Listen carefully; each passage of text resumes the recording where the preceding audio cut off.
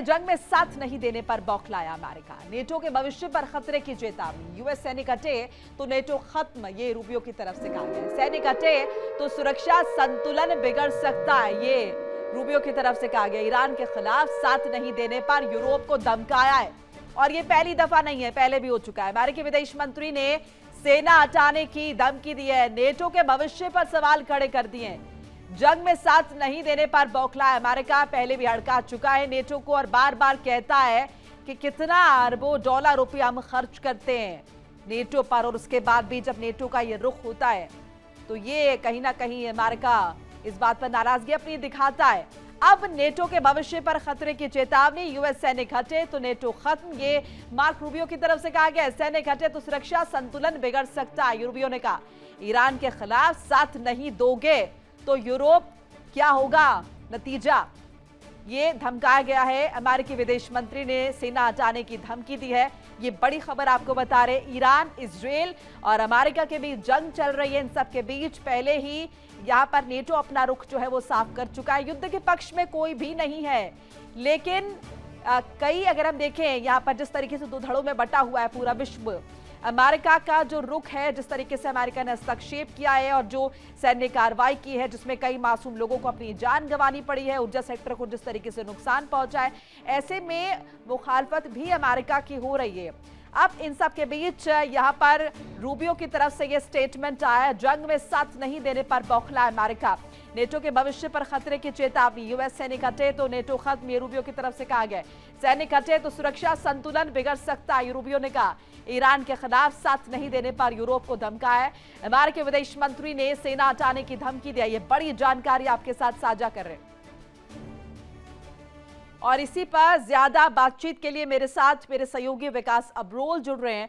विकास, पहली दफा नहीं है लेकिन एक बार फिर दोहराया गया है नेटो को और साफ तौर पे कह दिया गया है कि सेना हटा लेंगे क्योंकि इतना पैसा खर्च कर रहे हैं और उसके बाद भी नेटो का ये रुख, ये बर्दाश्त नहीं है। अमेरिका की तरफ से एक बार फिर दोहराया गया है।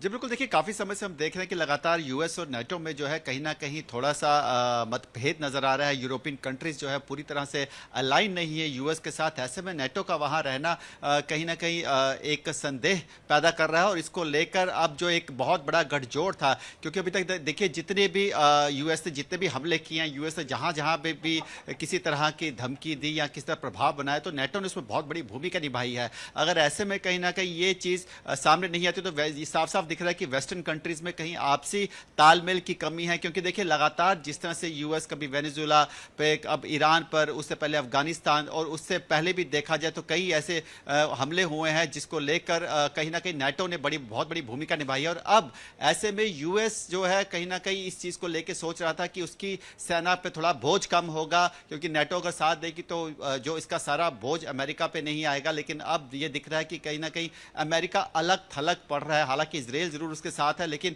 नेटो का साथ नहीं होना कहीं ना कहीं आने वाले समय में जिस तरह की गल्फ कंट्रीज में उसने एक अपना दबदबा बना रखा था आसपास के इलाकों में, वो अब खत्म हो सकता है। यूएस का जो एक विजन था कि सब कंट्रीज को अपने नीचे दबा के रखना, वो अब लग रहा है कि कहीं ना कहीं उसका प्रभाव अब खत्म हो जाएगा।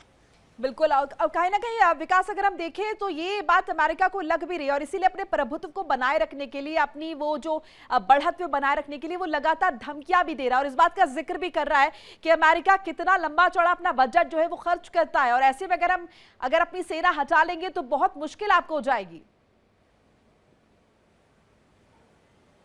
जी बिल्कुल, देखिए जिस तरह से वो ग्रीनलैंड को पे कब्जा करने की बात कर रहा है वो साफ साफ उसको समझ आ रहा है कि आने वाले समय में जितनी भी गल्फ कंट्रीज हैं उस पर दबदबा रहना मुश्किल हो सकता है, बिकॉज अब यूरोपियन कंट्रीज भी कहीं ना कहीं मूव फेर रही हैं। तो इसीलिए वो एक नए कॉरिडोर का निर्माण करने की कोशिश कर रहा है जो पूरे नॉर्थ अमेरिका, रशिया और जितना भी यूरोप है उसके बीच का कॉरिडोर है, जहाँ से वो तेल गैस का भंडार है उसको वहाँ से ट्रांसफर कर सके, शिपिंग कर सके।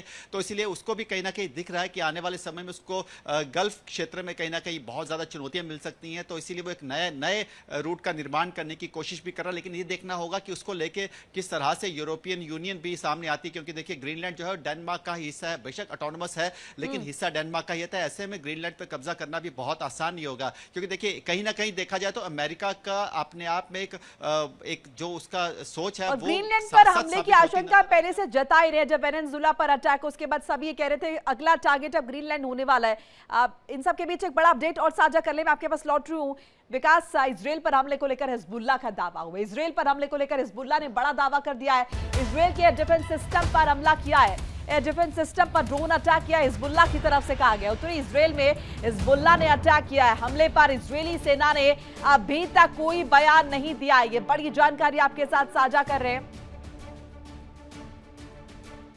और इन सबके बीच ईरानी नौसेना के जहाजों पर यूएस ने हमला कर दिया है। ईरानी नौसेना के जहाजों पर यूएस का हमला, अमेरिकी सेंट्रल कमांड ने जारी किया है वीडियो।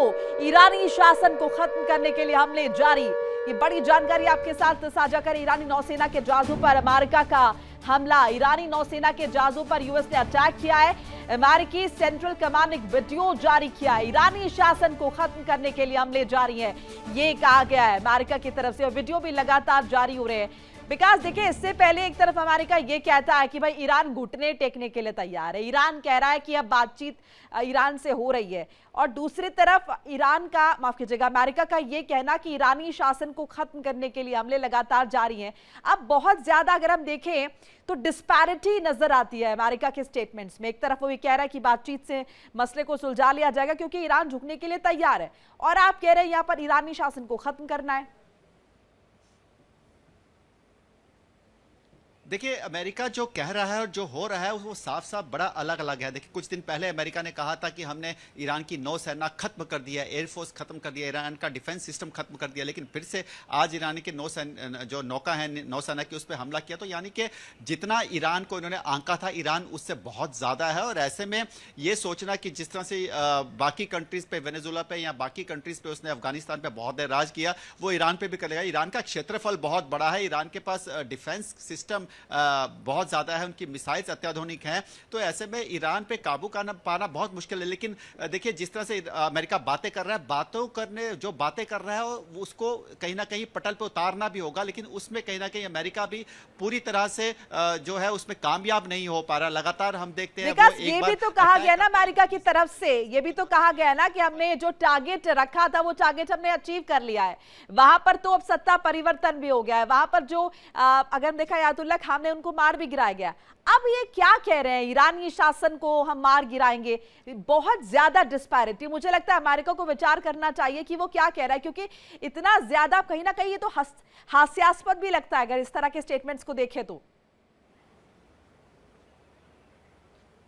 जी देखिए ईरान को ये समझना हो कि जब तक IRGC है, ईरानी रेवोल्यूशनरी गार्ड्स है, तब तक तो ये कहना कि सत्ता परिवर्तन हो गया, ये तो अपने आप में एक मजाक वाली बात हो जाएगी। क्योंकि देखिए IRGC पूरी तरह से कंट्रोल करती है ईरान को, और वो कभी भी अपने आप को सरेंडर नहीं करेगी। फिलहाल जो अभी तक हालात लग रहे हैं और अमेरिका के आगे, ऐसे में किसी भी तरह से उनके डिफेंस को खत्म नहीं किया गया। जरूर अमेरिका ने कोशिश की, उन्होंने क्लस्टर बम्स फेंके हैं, जो बिल्कुल जो बंकर बम थे, जो अंदर तक जाके पेनिट्रेट करके उनके कई इलाकों को, कई ऐसे, जैसे अमेरिका कह रहा है कि उसने कई उनके और भी बहुत सारे दावे कर रहा है, वो लगातार हम बता भी रहे। बहुत बहुत शुक्रिया विकास आपका तमाम जानकारी अपडेट साझा करने के लिए।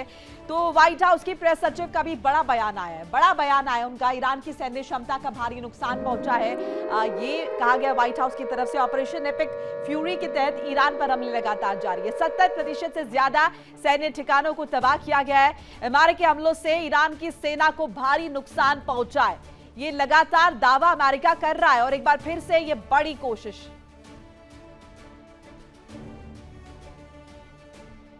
देखिए इंडिया डेली 24/7 अब आपके स्मार्ट टीवी पर। इंडिया डेली मौजूद है सभी डिजिटल प्लेटफॉर्म पर लाइव और लगातार। इंडिया डेली 24/7 हर दिन राष्ट्र को समर्पित।